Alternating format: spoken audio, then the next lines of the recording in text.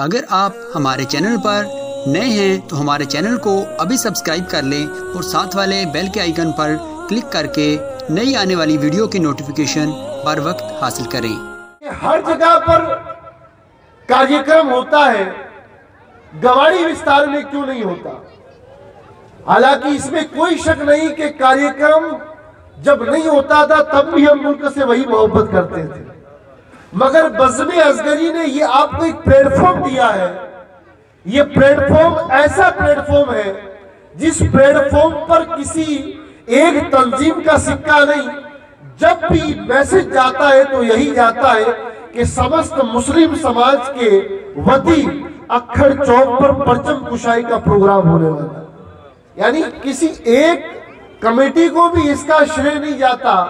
ہم جب بھی اس پرچم کشائی کی تصویریں یا اس کی ویڈیو وائرل ہوتی ہے تب یہی ہوتا ہے کہ گواڑی میں بسنے والے مسلمانوں نے اپنے ملک کو خراج عقیدت پیش کی۔ اب آپ سوچیں کہ یہ کام شروع کرنا کتنا ضروری تھا۔ اس لیے ضروری تھا کہ ہم ان کاموں کی اہمیت کو نہیں جانتے۔ ہم سوچتے ہیں کہ یار چار دیواری میں کون پوچھنے والا ہے، مگر ایک بات یاد رکھیں، یہ وہ دور ہے جو سوشل میڈیا کا دور ہے۔ آپ ڈیسا میں آپ کچھ بھی کریں گے تو اس کا اثر پورے ہندوستان میں ہوگا۔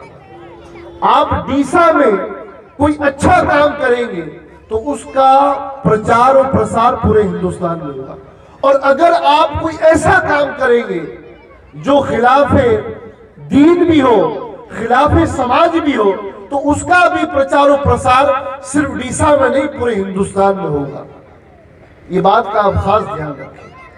اور بڑی تیزی کے ساتھ میں اپنی آخری 5-10 منٹ آپ کی توجہ چاہوں گا، جتنے بھی کھڑے ہیں اور جو جہاں بھی سن رہا ہے وہاں توجہ رکھیں اس بات پر کہ ہم اس ملک میں رہتے ہیں۔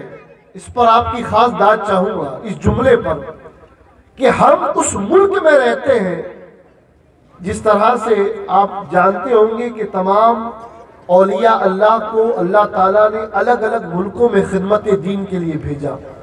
کوئی کہیں گیا، کوئی کہیں گیا، جس جگہ گیا وہاں پر امن و امان کی فضا پھیلاتا گیا، مگر بارگاہ رسالت سے میرے اور تیرے روحانی مرشد حضور غریب نواز کو میرے سرکار نے کسی اور دھرتی پر نہیں ہندوستان کی دھرتی پر بھیجا۔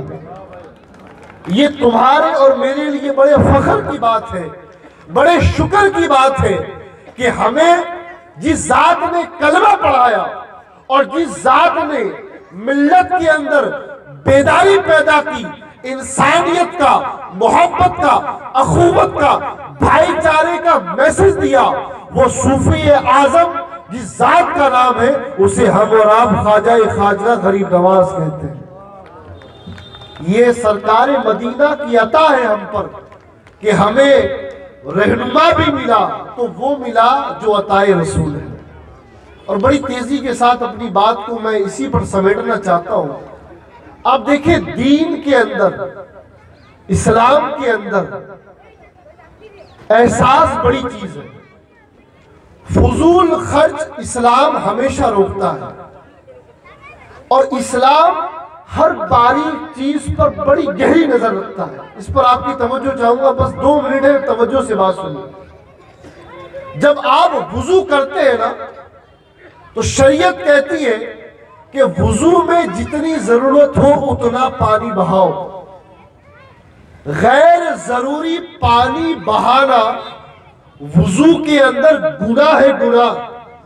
اب یہاں پر رک کر ایک بات کہتا ہوں کہ جس مذہب کے اندر ضرورت کے بغیر بے وجہ وضو عبادت ہے، نماز کی تیاری ہے، جب وضو میں پانی بہانا بے وجہ گناہ ہے تو کسی انسان کا بے وجہ خون بہانا ثواب ہو سکتا ہے؟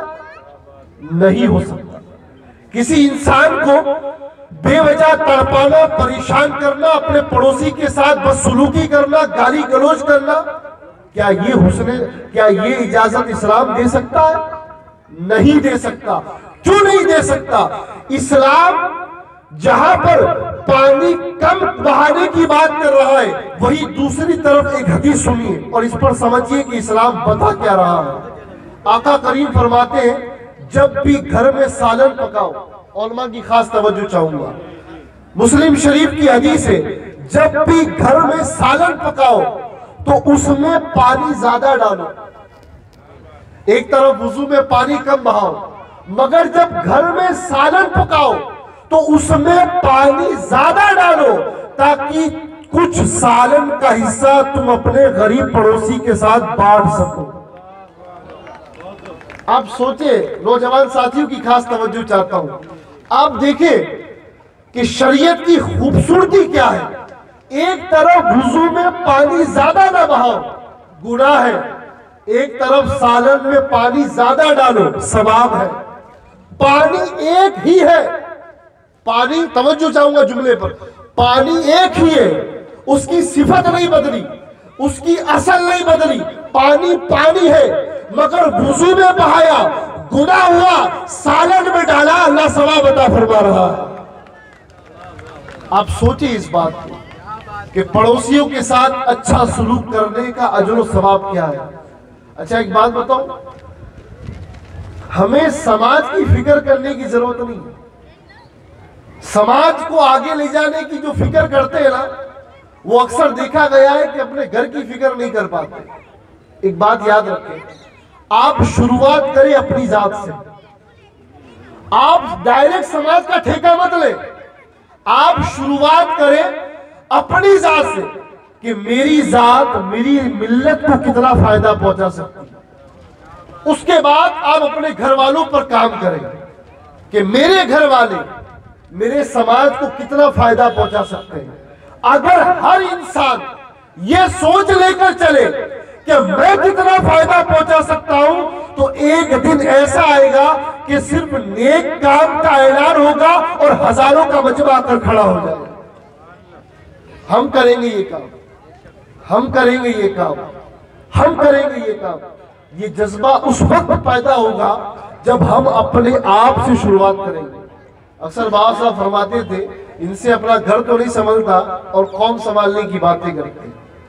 جتنے بزرگ ہیں، جتنے ہمارے عزت دار بزرگ ہیں، اللہ ان کا سایہ دراز فرمائے، یہ بیٹھے ہیں تو قوم میں رونق ہے، ان کی سرپرستی ہے تو قوم آج عزت کی سانسیں لے رہی ہے۔ ہمارا نوجوان کہتا ہے یہ آگے والوں نے کیا کیا، ان بزرگوں نے کیا کیا، میرے پیارے ان بزرگوں نے کیا کیا، یہ تو اپنے ابا سے پوچھنا، مگر کبھی اپنی ذات سے پوچھنا کہ تو نے اپنے سماج کے لیے کیا کیا۔ پہلے آپ سوال کریں اپنی ذات سے، مولانا صاحب تشریف لائیں، پہلے آپ سوال کریں اپنی ذات سے کہ میں اپنے سماج کو کتنا فائدہ پہنچاتا ہوں۔ اچھا میں ابھی آپ سے ایک بات کر کے بات ختم کر رہا ہوں۔ ابھی بزم اصغری کے پاس ایک کیس آیا، میں نام نہیں لوں گا، اشارہ کر کے گزر جاؤں گا، کیونکہ الحمدللہ بزم اصغری کا یہ اصول ہے کہ ہم کام کرتے ہیں، ضرورت مندوں کا نام نہیں لیتے۔ یہ ہماری پالیسی ہے کہ ہمارا نوجوان بچہ دین کے اجالے میں نہیں، رات کے اندھیرے میں راشن لے کے جاتا ہے تاکہ نہ دینے والے کو گھمنڈ آئے، نہ لینے والے کو اپنی کمتری کا احساس ہو۔ اور یہی شریعت سکھاتی ہے کہ جب کسی کی مدد کرو تو ایسے مدد کرو کہ اس کے دل میں احساس کمتری نہ ہو۔ بس اس پر بات ختم کروں گا۔ میرے پاس ابھی ایک کیس آیا، حضرت ہمیں کینسر مریض ہے، رہنے کے لیے چھت نہیں، کرائے کے لیے پیسہ نہیں۔ میں نے کہا انشاءاللہ فکر مت کرو، تیرے گھر کی چھت کی ذمہ داری بزم اصغری لیتی ہے۔ میں کہنا یہ چاہ رہا ہوں آپ سے، جو بات میں آپ تک پہنچا رہا ہوں کہ آپ اپنی زکوٰۃ کی اہمیت سمجھیں، آپ اپنے سماج کے پیسوں کی اہمیت سمجھیں۔ اگر آپ کی قوم کے اندر مریض دواؤں کے لیے تڑپ رہا ہے، بلک رہا ہے، بیوائے اناج کے لیے ترس رہی ہے، اور یتیم اپنے سر پہ چھت کے لیے تڑپ رہا ہو، ایسے وقت میں مدرسوں میں، اداروں میں، ادھر ادھر جہاں نہ کبھی گئے، نہ کبھی ان کا کام دیکھا، نہ کبھی انہیں سنا نہ ملے، ایسی جگہ اپنا پیسہ برباد کرنے سے بہتر ہے کہ اپنے پڑوس میں بسنے والے یتیم کے سر پر چادر ڈال دی جائے۔ کئی بیٹیاں ایسی ہیں آپ کے اپنے سماج کی، میں اپنے سماج کی بات کر رہا ہوں، کہ جو اس لیے گھر میں بیٹھی ہے کہ دہیج کی رقم جمع نہیں کر پا رہی۔ میں آپ سے گزارش کروں گا نوجوانوں، اپنی سوچ کو بدلو، اپنی فکر کو بدلو۔ اگر ترقی چاہتے ہو تو زمانے کے ساتھ آگے بڑھو، مگر طریقہ وہی رکھو جو مصطفیٰ جان رحمت کا 1400 برس پہلے والا طریقہ ہے۔ میرے اور میرے رسول کی شان تو یہ ہے کہ آقا فرماتے ہیں کہ جو راستے سے پڑی ہوئی ہڈی یا پتھر کو ہٹائے گا، اللہ قیامت میں اس کی پریشانی کو آسان فرما دے گا۔ آج تو اور میں اپنے بھائی کے لیے راستے سے پتھر تو نہیں ہٹاتے، مگر ہاں خوبصورت راستے کو بگاڑ ضرور دیتے ہیں۔ راستے پر پتھر تو نہیں ہٹاتے، مگر ہاں اپنے بھائیوں کے لیے راستے پر کانٹے ضرور بچھاتے ہیں۔ یاد رکھو، اگر تم نے کسی کے بھلے میں ایک لمحہ بھی گزارا، توجہ اس جملے پر، حدیث کے الفاظ ہیں، تم نے کسی کے بھلے میں ایک لمحہ بھی گزارا، اللہ کے حبیب فرماتے ہیں جس نے لوگوں کی بھلائی میں ایک پل گزارا، پھر اللہ اس کی پریشانیوں کو دور فرما دیتا ہے۔ یعنی تو کسی کی پریشانی دور کرنے میں لگ جا، پھر غیب سے اللہ تیری پریشانی دور کرنے کا انتظام فرما دیتا ہے۔ اپنی سوچ کو بدلے، اپنی فکر کو بدلے۔ لوگ ہنستے ہیں جب کچھ باتیں ایسی ہوتی نا، لوگ ہنستے ہیں کہ یہ آج بھی وہی پر ہے، آج بھی وہی پر ہے۔